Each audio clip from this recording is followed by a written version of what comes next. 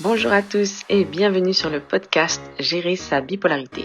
Je suis Leila Djedidi Farhat et après des années d'errance médicale, je suis diagnostiquée bipolaire il y a 3 ans suite à une crise maniaque.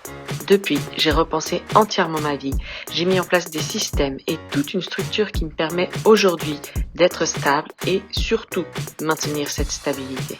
Aujourd'hui, j'aide les personnes qui vivent avec un trouble bipolaire à avoir de la clarté, à développer une conscience très fine de leur corps et de leur humeur, à créer un vrai système pour réussir à bien gérer leur bipolarité au quotidien et stabiliser leur maladie. Le tout, bien sûr, sans perdre son identité ni sa liberté. Alors prépare-toi un bon petit café, sors ton carnet préféré et un stylo et c'est parti. Hello tout le monde, bonjour à tous et bienvenue sur le podcast Gérer sa bipolarité. Aujourd'hui dans cet épisode, je vais vous partager les 4 étapes que j'ai utilisées pour me recréer une identité. Alors, t'as bien entendu, je parle de recréer une identité, donc sous-entendu, n'est-ce pas, que l'identité d'avant a disparu et que j'en recrée une autre. Le sujet de l'identité, c'est un gros sujet quand on souffre de bipolarité. Parce que forcément, quand c'est une maladie mentale, ça touche à notre esprit, à notre mental, à nos pensées, à comment on voit la vision du monde, encore plus avec les crises qui font qu'on alterne justement entre des comportements opposés, différents, où on va se percevoir, se ressentir complètement différent. Et toute la vie qui vient avant l'étape du diagnostic, c'est clairement une période où on est beaucoup dans le doute, on se cherche énormément. Et comme c'est une maladie qui vient justement causer beaucoup de problèmes et de dégâts dans nos vies et qui, à force, fait que vraiment on perd confiance en soi petit à petit, eh bien malheureusement on vient construire une identité basée sur la maladie et sans le savoir. Et lorsqu'on a l'étape du diagnostic, justement, ça va vraiment venir remettre beaucoup de choses en question. Et je sais que c'est quelque chose que j'ai vécu où je me suis dit, mais alors je suis qui, moi, là-dedans? Parce qu'encore une fois, je te l'ai déjà partagé ici dans le podcast, moi je m'étais vraiment identifiée à ma phase maniaque, hypomaniaque, à la version de moi que j'étais dans ces moments-là. Et tout le reste de l'année, lorsque j'étais pas up, eh bien, je me cherchais en fait et j'essayais de, sans même le savoir, de reprovoquer des crises afin de me retrouver. Toute la période down ou même stable, que j'ai eu beaucoup de mal à définir car je reconnaissais pas cette phase, je connaissais que les deux, je me disais mais où est la stabilité dans tout ça? Et bien toutes ces périodes-là, pour moi, c'était pas la vraie moi. La vraie moi, c'était celle qui était à fond, qui avait pas besoin de sommeil, qui avait 1001 projets. Enfin voilà, on a fait tout un épisode là-dessus, tu iras voir si tu l'as pas encore entendu. Mais moi, je m'étais vraiment identifiée à ça. Et quand on m'a dit, ah, il y a une maladie, la maladie des extrêmes, donc ces deux identités que je portais en down ou up, en fait, c'était pas moi. Et j'ai eu toute une période de flou où je me disais, mais alors je suis qui? Et c'est très important, tant qu'on n'est pas stabilisé, c'est compliqué de voir. Il faut vraiment avoir mis en place justement ce système, avoir pris votre traitement, etc. pour commencer à retrouver et renouer avec vraiment qui on est. Et quand je parle de recréer une identité, donc il y a ça, le fait qu'il y ait cette maladie qui est passée par là entre-temps et qui a fait pas mal de dégâts.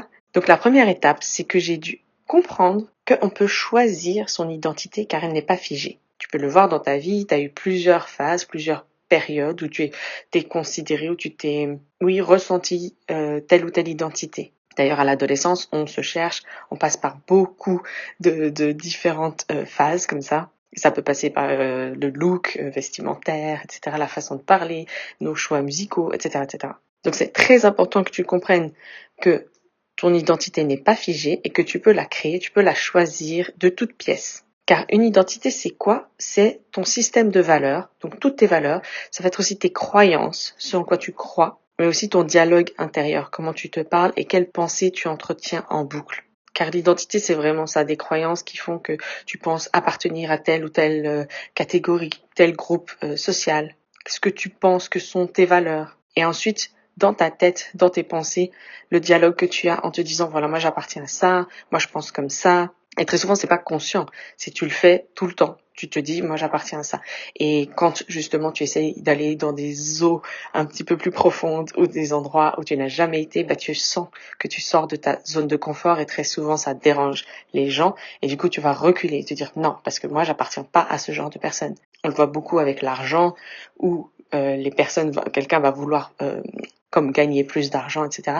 Mais il a un plafond, il n'arrive pas à aller vers ça parce que dans son identité, il a figé, il a cristallisé son identité autour du fait de peut-être appartenir à un groupe de personnes plus pauvres. Et donc, il peut avoir justement ce sentiment de culpabilité, de laisser tomber les autres, etc., etc. Et quand je dis cristalliser, parce qu'avant j'ai dit qu'elle n'est pas figée, mais elle se cristallise, tu la figes en fait en répétant constamment dans ta tête que tu appartiens et que c'est ton identité. Donc par essence, elle n'est pas figée, mais toi, tu as le pouvoir de la cristalliser.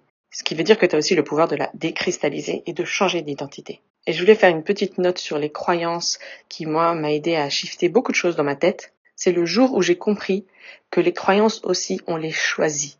On les choisit et tout le monde, chaque personne, il n'y a pas une personne qui a les mêmes croyances à 100% qu'une autre en fait. Et le jour où j'ai réalisé ça, j'ai dit, en fait, tout le monde a choisi de croire à telle ou telle chose. Donc, ce qui signifie que je peux aussi choisir d'adhérer ou pas. Et au final, je peux choisir que les croyances qui me bénéficient. Parce que je dis toujours, si tu crois en quelque chose qui en fait te dessert dans la vie, pourquoi tu vas continuer à croire à ça? Donc c'est très important de faire ce travail, de toujours aller questionner ses croyances et d'aller voir la source. Des fois, bien souvent d'ailleurs, c'est même pas toi qui as choisi de croire à ça, mais on te l'a transmis, on te l'a tellement répété depuis que tu étais petite, que tu as pris forcément cette croyance. Parce que petit enfant, on n'a pas encore la capacité de remettre en question nos pensées, nos croyances, etc. On n'a pas la possibilité de faire ce travail sur nos pensées et on dépend encore entièrement des adultes, des personnes qui prennent soin de nous. Et en termes d'évolution, c'est très important de rester dans le tribe, là, dans la tribu, de faire partie d'un groupe, parce que sinon ça veut dire la mort et l'extinction. Donc tu restes et tu prends et tu adhères à tout ce que ta tribu de naissance te donne. Mais une fois qu'on grandit, une fois qu'on est adulte, c'est là qu'il faut se poser la question et venir questionner. Une croyance toute bête, par exemple, ça peut être finis ton assiette parce qu'il faut pas gâcher la nourriture et parce qu'il y a des petits enfants en Afrique qui meurent de faim. Je crois qu'on a tous entendu un jour cette phrase qui, en vrai, ne fait aucun sens. Oui, il y a une abondance de nourriture chez nous, dans nos pays, par exemple en Europe, etc., où j'habite moi, en Suisse, la France, etc. Oui, on manque pas de nourriture.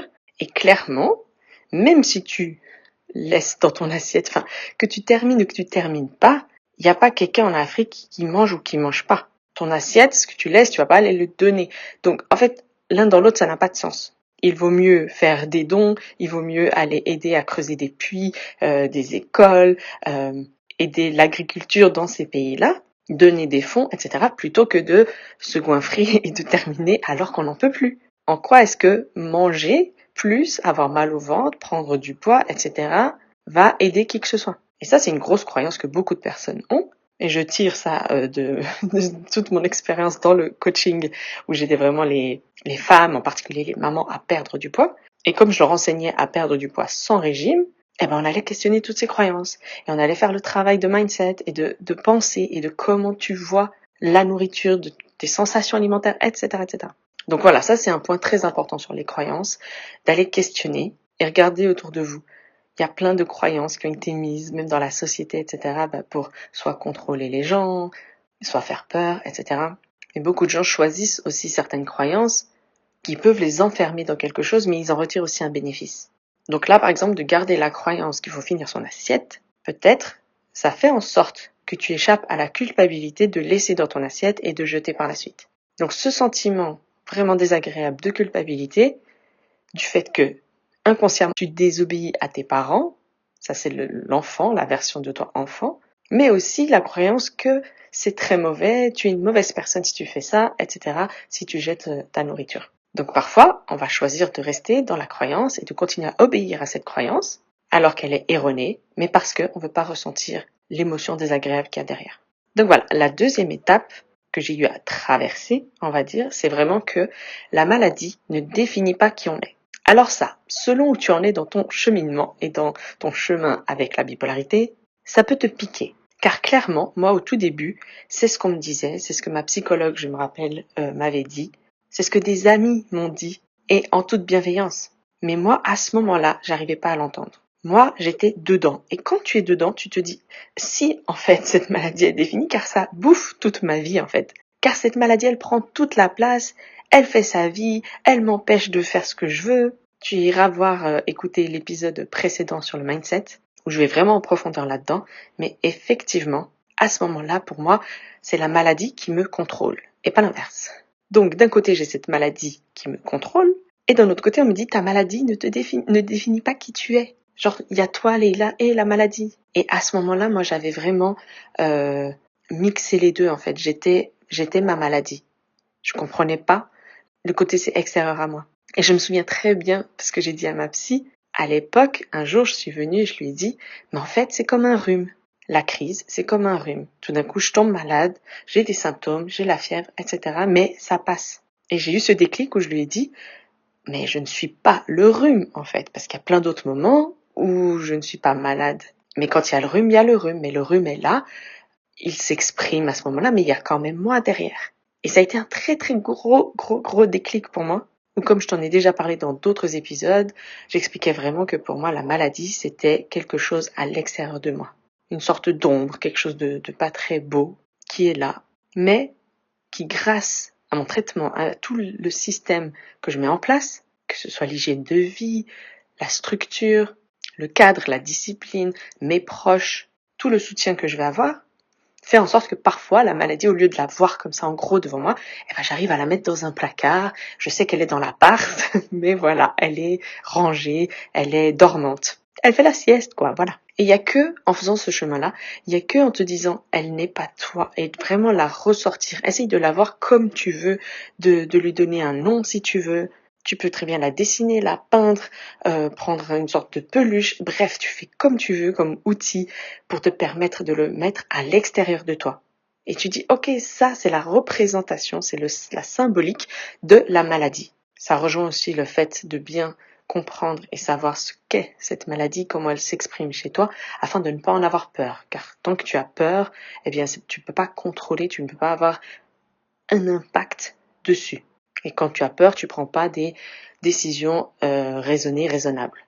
Donc vraiment, je t'encourage à la mettre à l'extérieur de toi, à la décorréler, à vraiment la sortir de toi. Imagine-la comme un virus. De temps en temps, elle te tombe dessus, mais sinon, elle n'est pas en toi. Sors-la de toi. C'est autre chose. Et je vais faire une petite parenthèse sur justement, je sais que le fait que tu aies cette maladie, que tu aies vécu, on va dire des moments durant les crises où tu as fait certaines choses, où tu as été une certaine personne, peut-être que tu as dit des choses aux gens que tu regrettes aujourd'hui.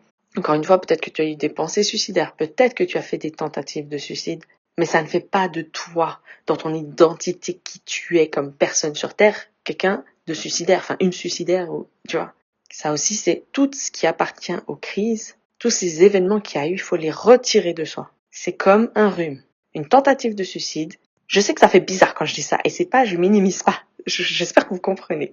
Une tentative de suicide, c'est comme un virus. Il est venu là, il y a eu un instant T. Mais après, lorsque tu vas mieux, tu n'es pas suicidaire. Il faut décorréler ça de toi. Sinon, tu vas cristalliser, tu vas figer cette identité et tu seras pour toujours, toute ta vie, quelqu'un de suicidaire. Non, c'est pas ce qu'on veut. On a tous des moments où on glisse dans la vie. Mais Dieu merci, ça doit pas nous définir. En hypomanie, en manie, beaucoup ont trompé leur partenaire, leur mari, leur femme. Mais est-ce que toute leur vie, ça veut dire que c'est des personnes qui vont tromper? Il y a eu beaucoup d'erreurs qui sont faites pendant les crises. Et il faut faire la paix avec ça, et il faut le décorréler de qui on est. C'est extrêmement important. Et je peux te dire que j'en ai eu, un jour je raconterai mon histoire dans les détails de tout ce qui s'est passé. Mais ça a été extrêmement compliqué pour moi de décorréler cette identité-là et d'arrêter de me voir comme une mauvaise personne. Tu n'es pas une mauvaise personne. Ton identité, ce n'est pas tes actions. Et ça me fait une belle transition pour arriver à la troisième étape qui est créer et choisir qui on veut être. Donc pour pouvoir créer, il faut choisir. Et ça va te demander un travail. Un travail qui est quelles sont les caractéristiques que je veux incarner dans ma vie. Comment j'ai envie d'être. Ça peut être caractéristiques physiques, ça peut être mentales, dans ton travail, toutes les caractéristiques. Quelle personne tu es et quelle personne tu veux être. Que tu n'es pas encore aujourd'hui, mais que tu vas être, parce que tu vas choisir. Ça peut être, je veux être quelqu'un qui s'exprime avec facilité. Je veux pouvoir donner des conférences, des séminaires. Je veux être quelqu'un de charismatique. Je veux être quelqu'un de plus doux et tendre, plus dans la douceur, la sensibilité. Je veux être quelqu'un qui arrive à regarder droit dans les yeux quand je parle avec quelqu'un, sans détourner le regard à chaque fois. Je veux être quelqu'un qui a confiance en elle, qui est sûr d'elle quand elle parle, qui a des convictions. Ça peut aussi être physique. Je veux être quelqu'un en bonne santé. Je veux être fit. Je veux être musclé. Dans mon identité, je suis quelqu'un de mince. Et tout ça, c'est important de faire le tour. Je veux être quelqu'un qui réussit professionnellement dans sa carrière. Je veux être une bonne maman. Tu dresses vraiment un portrait de qui tu veux être. Et la 4e étape, ça va être entretenir la croyance. Entretenir cette identité, la croyance que tu es déjà cette personne. Et ça, c'est vraiment un travail intérieur. C'est dans ta tête, dans tes pensées, dans comment tu discutes avec toi-même. Et souvent, quand on dit ça, les gens croient pas que ça a réellement un effet dans ta vie. Ils sont là, ce serait facile de choisir que je suis mince et après je suis mince. Pourtant, quand t'es persuadé que t'es quelqu'un de timide, qu'est-ce qui se passe? Tu restes quelqu'un de timide. Donc si ça fonctionne dans ce sens, l'identité, pourquoi est-ce que ça marcherait pas en injectant une autre idée, une autre pensée de qui on est? Et c'est un travail qui se fait petit à petit, au fur et à mesure, qui au début paraît vraiment fou, mais c'est extrêmement important de nourrir qui on veut être, qui nous on a décidé d'être. Peu importe la maladie, peu importe le passé, peu importe les futures crises qu'il y aura à l'avenir, on sait que c'est décorrélé de notre identité. Et donc, lorsque tu as dressé ce portrait, tout le temps, tu te rappelles qui tu es par rapport à ce portrait. Et c'est important d'imaginer, d'y mettre des sentiments, de l'émotion, de prendre du temps de fermer les yeux. Et si on est quelqu'un d'extrêmement timide, d'imaginer qu'on va tout simplement aborder quelqu'un sans trembler, sans malaise, en regardant dans les yeux.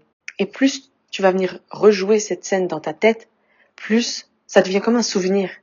Ton cerveau, il se dit, mais ça a existé en fait, cette histoire. Parce que ça fonctionne dans le négatif. Ça t'est sûrement déjà arrivé d'avoir fait un cauchemar et tu te réveilles le matin et t'as l'impression que c'est vraiment passé. Et il te faut parfois toute la journée pour te dire, ok, en fait, bon, c'est bon, lâche l'affaire.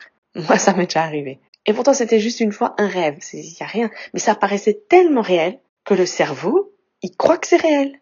Et ce qui est important, c'est notre cerveau, c'est de lui faire croire ce que nous, on veut qu'il croit. Et pas qu'il fasse à sa sauce, en fait. Ça nous intéresse pas. Donc, tout comme un rêve, tu peux venir imprimer et commencer à créer des petites scènes comme ça que tu répètes dans ta tête. Où tu vois, où tu ressens l'émotion, où tu serais tellement fier. D'avoir quelqu'un qui te félicite aussi, c'est vraiment quelque chose qui fonctionne très bien pour moi. Donc tu peux imaginer une tierce personne qui est justement quelqu'un que tu connais, ton frère, ta sœur, bref, un ami qui te voit aller parler puis qui te fait la réflexion, waouh, t'as trop changé. Tu parles super facilement avec les gens, t'as plus l'air du tout timide, incroyable. Et là, tu vas ressentir de la fierté, tu vas être bien et tu vas entretenir ça. Donc là, j'ai pris le thème de la timidité, mais ça peut être vraiment tout et n'importe quoi. Tout ce que vous voulez, tout ce que tu veux.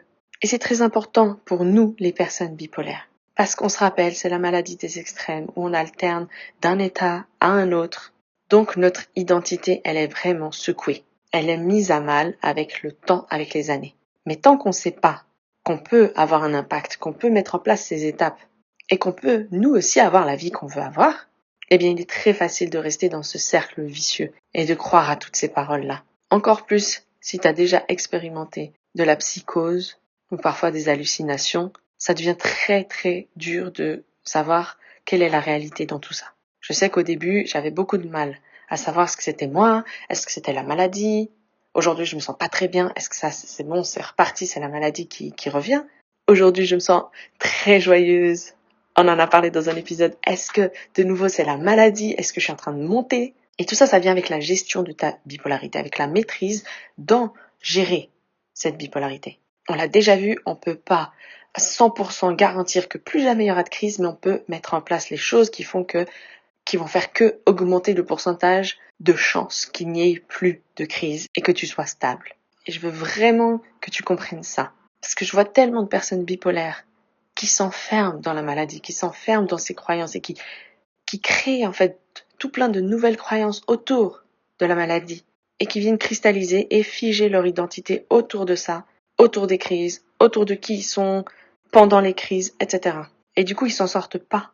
Car comme pour tout, quand t'as le nez dedans, t'arrives pas à voir ce qu'il y a et à prendre de la hauteur. C'est comme si t'es dans la bouteille, tu peux pas lire l'étiquette, il faut être hors de la bouteille pour lire l'étiquette. Donc si tu décides aujourd'hui que ta maladie te définit pas et que ton identité a toujours été là malgré la maladie, qu'elle est là à l'intérieur de toi et dans ta tête surtout, et que tu as le contrôle et que tu peux choisir et créer et recréer comme tu veux ton identité. C'est pour ça qu'on dit se réinventer. C'est ça en fait. L'être humain, il ne fait que évoluer, on est en constant changement.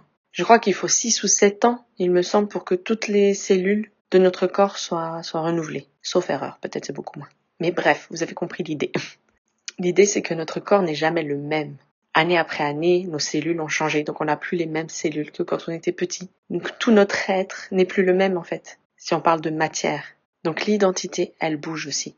Mais c'est important d'aller sélectionner ce que vous voulez pour ensuite pouvoir la cristalliser. Et la cristalliser, ça signifie la vivre dans notre réalité actuelle. Pouvoir l'expérimenter. Expérimenter le fait que je ne suis pas timide. L'ancienne version de moi était timide, mais je suis plus timide. Et ce qui est important, c'est qu'en créant ces souvenirs sur l'identité, etc., comme je te l'ai dit, tu vas commencer à agir différemment. Car ton cerveau croit que c'est des souvenirs et ton comportement va changer. Tu n'auras plus les mains moites, tu n'auras plus le cœur qui s'accélère quand tu vas aller parler avec quelqu'un. Petit à petit, tu sentiras que tu es calme, que tu es confiant, que tu te sens bien. Et je vais faire un petit point sur la folie, car oui, c'est une maladie mentale. Mais est-ce que ça fait de nous des personnes folles ? Non, tu n'es pas folle ou fou, car tu as cette maladie. Ça ne fait pas de toi une personne folle. Il faut absolument retirer ça de ta tête, de ton esprit. Ça va aussi avec le fait de retirer la honte liée à la maladie. C'est une maladie. Tu n'as pas choisi cette situation. Tu n'as rien fait de mal et il n'y a rien dont tu dois avoir honte. Tu n'as pas à avoir honte de toi. Ça, il faut absolument le mettre dans ta tête. Tu es une personne avec une maladie. Point à la ligne. Et je dis bien une personne avec la maladie. Avec cette maladie, cette ombre, cette chose à côté qui est là, qui est apparue un jour. Mais on met en place ce qu'il faut, on la gère, on la maintient, on la contient, et on fait en sorte qu'elle reste en veille et qu'elle s'endorme le plus longtemps possible. Mais à côté de ça, on vit notre vie.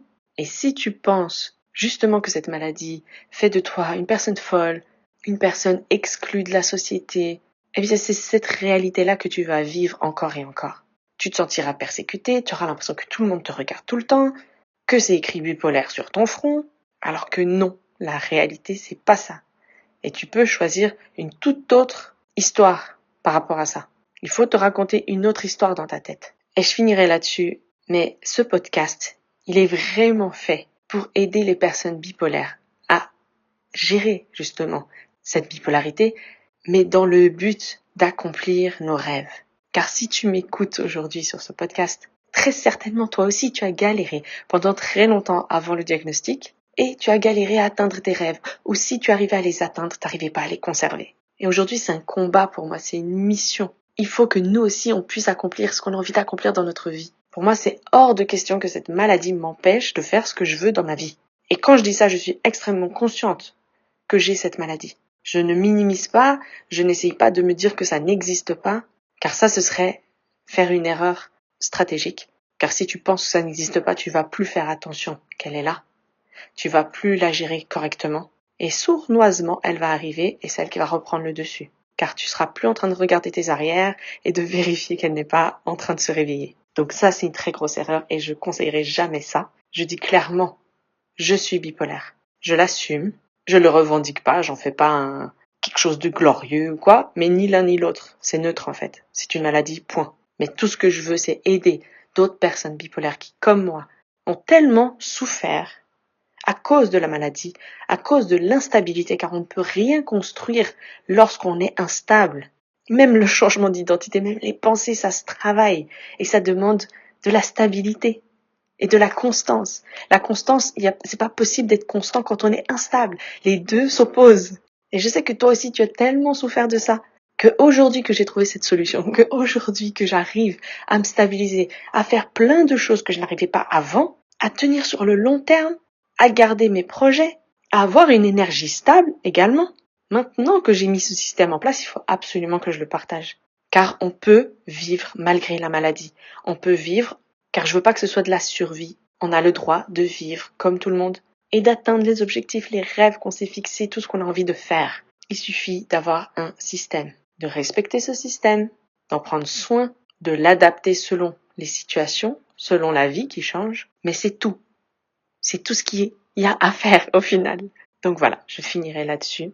Merci à toi si tu m'as écouté jusqu'à la fin. Et si tu veux que je t'aide, qu'on fasse ça ensemble, de créer ton système qui est adapté à toi, à ta vie, mais aussi à tes projets, à tes objectifs là où tu veux aller, tes grands rêves, ta grande vision.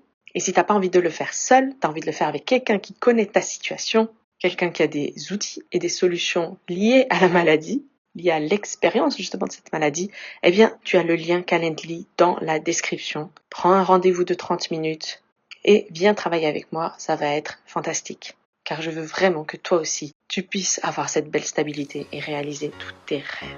Merci et à la prochaine. Bisous, bye. J'espère que tu as aimé cet épisode, que tu as appris quelque chose, que tu as eu des prises de conscience et que tu repars avec des clés pratiques à mettre en place dans ta vie. Si c'est le cas, pourrais-tu prendre quelques secondes de ton temps pour partager cet épisode à quelqu'un qui cherche aujourd'hui un soutien pour gérer sa bipolarité? Et ça me ferait aussi super plaisir si tu pouvais prendre 30 secondes pour m'écrire un avis sur Apple Podcast. C'est la seule façon pour moi de savoir que mon travail vous aide et tu contribues aussi à faire connaître ce podcast et aider d'autres personnes bipolaires qui souffrent encore de leur instabilité au quotidien. Merci d'avance et d'ici la prochaine fois, prends bien soin de toi. Ciao!